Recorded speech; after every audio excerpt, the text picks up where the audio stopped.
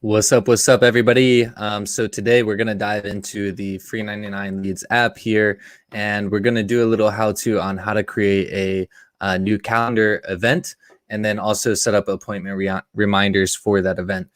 So go ahead and tap in for a quick few moments here. It's going to be real short, sweet, to the point. It's actually pretty simple.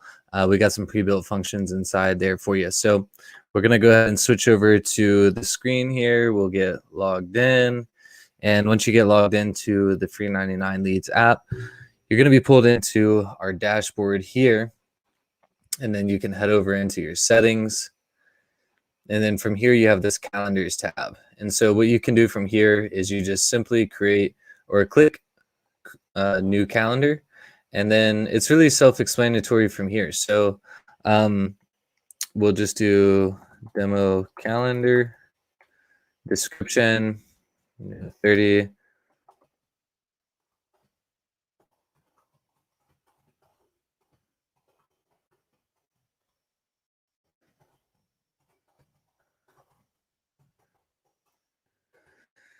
Minute appointment to discover if your business is a good fit for the Free99 app. So the appointment title. So this is cool because this actually shows up on the person's calendar that booked. So we typically do something like the first name or the full name plus Free99 Leads or Brandberry, whatever the business name is. So that way that person knows that, hey, this is a call with X, Y, and Z company. And then also you can do the colors of the event. That way like this is going to be adjusted towards whichever color you desire inside of the Google Calendar, whatever it's connected to. And then meeting location. So typically you would just leave this blank and it's just going to override to whatever you have set on your profile, whether it's like phone number or Zoom calendar. Typically, we recommend Zoom calendar. It gives you a little bit more of that face-to-face interaction, but you can just leave it blank and do phone number too. So if you're going to use the default on your profile, just leave this blank. Another thing you can do is, I will call you type of thing. And then here you can link to your calendar. We'll go ahead and link it. I highly recommend this. Just link it, and then you want to do the two-way sync. So that way it's going to double check and see if you have any appointments booked at that time, and vice versa. So it's not gonna double book you. Cool. So and then from here, just save and continue. And then here's where you can do your availability. Slot duration is self-explanatory. It's how long the slot is. And then the interval is, how often they can book. So 10 minutes is, 3:10, 3:20, 3:30, 3:40, 15 minutes, 3:15, 3:30, 3:45, and so on for the other allotted times here. And then if you need buffer time in between your appointments, say you're traveling to appointment or you need time to get ready to prepare, you can put 15 minutes buffer time in here or something, whatever you need. Appointments per slot, you're obviously probably only going to want one appointment per slot unless you have multiple salespeople. Then you can kind of fluctuate between the salespeople. And then appointments per day, typically I just leave this blank. The more the merrier, but say it's like a 90-day or a 90-minute consultation. You're like, man, this drained me. I can only do one per day. That's where you can just go ahead, one. That's all I want to do per day.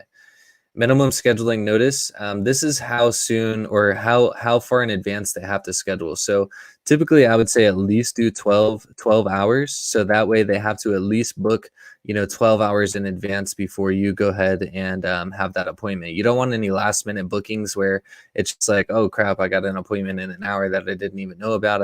I don't even know who this person is. So this right here is how you can mitigate that. Right there is minimum scheduling notice. And then the date range, typically, I'll put like 10 days in here because you want to catch people while they're hot.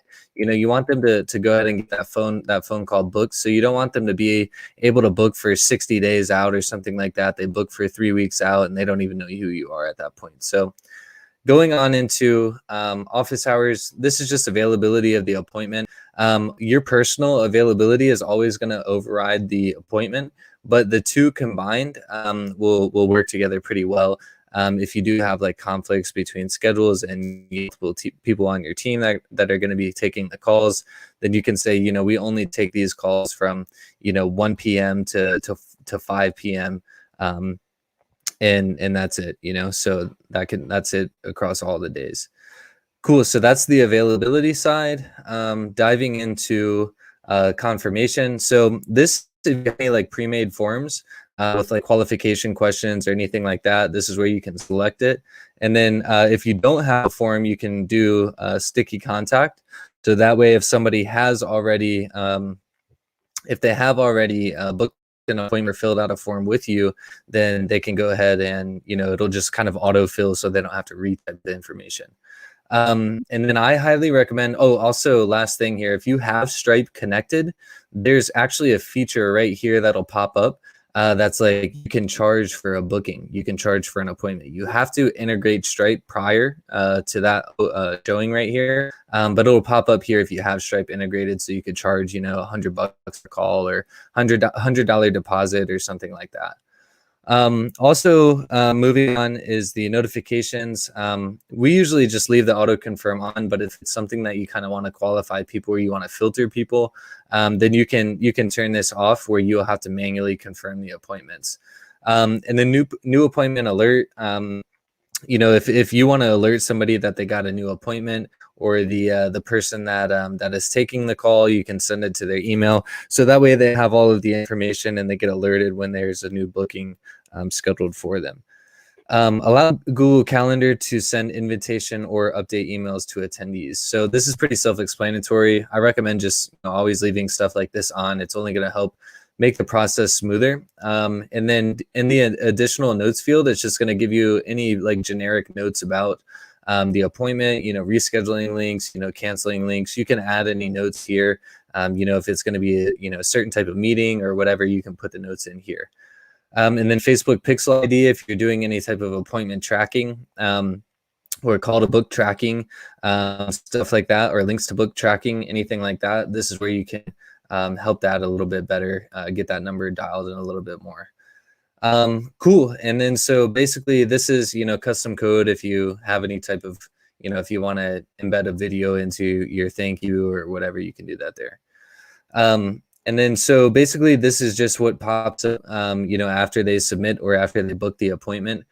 From here, they have the ability to, you can go ahead and redirect them to a different URL. So you have a thank you page created or you want to push them to a one-time offer or something like that. You can do that here, or you can just shoot them a generic custom thank you message and, just thank them for booking the appointment and go from there. Cool. So that's pretty much setting up the appointment A to Z. Now what we'll go ahead and do is we'll complete that. You'll see the demo calendar appointment right here booked. Created in the calendars.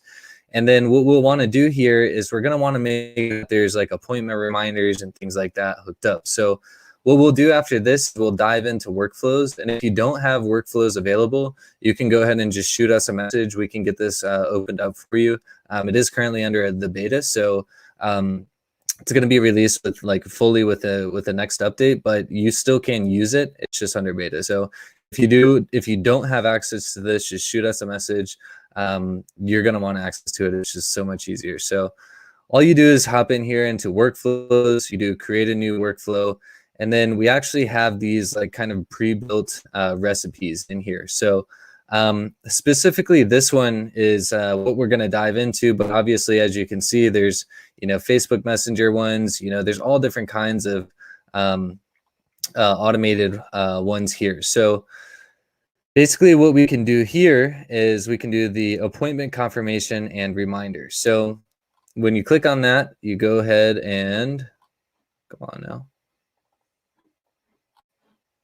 create a new workflow. And then so it's going to pre-build the workflow for you. So if you look at it from an overview standpoint, this is what we have. The appointment is booked, then they get a confirmation email 24 hours before the appointment. They get another email, and then 1 hour before the appointment, they get the last email. So it's pretty short, sweet, to the point, but it works like a charm. So this is where you can actually get into some filtering options. You can pick, where they came from, what type of appointment or what type of, what type of calendar booking this was. So I do recommend like going into filters here and taking this a step further and picking which calendar they came from. So that way, if you have multiple different types of calendars with different types of booking situations or, links or confirmations, whatever, the right thing is happening to the right calendar event. So this one specifically was the demo calendar that we created. And then so we just go in here to save.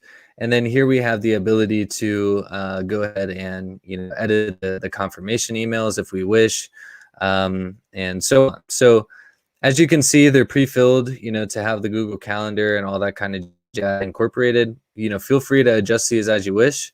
For the sake of this video of time, we're not going to dive into this, but I do want to show you one last thing here while we're in this, is you can simply just click these plus signs and you can do things like send SMS, and you can also do SMS reminders too.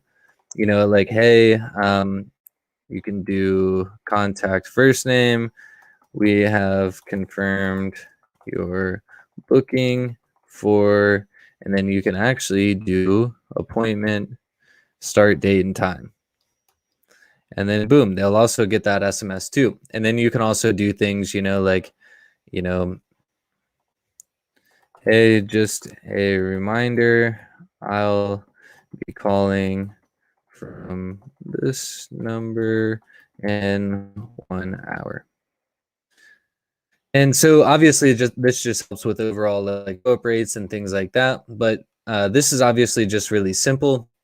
You can also do like additional steps that are like essentially follow-ups for after the campaign. So like I said, I just kind of wanted to show you, how to set up a calendar and how to get some automations in line with that calendar as far as appointment reminders and things like that. So I hope that video gave you some great information about how to do that for yourself.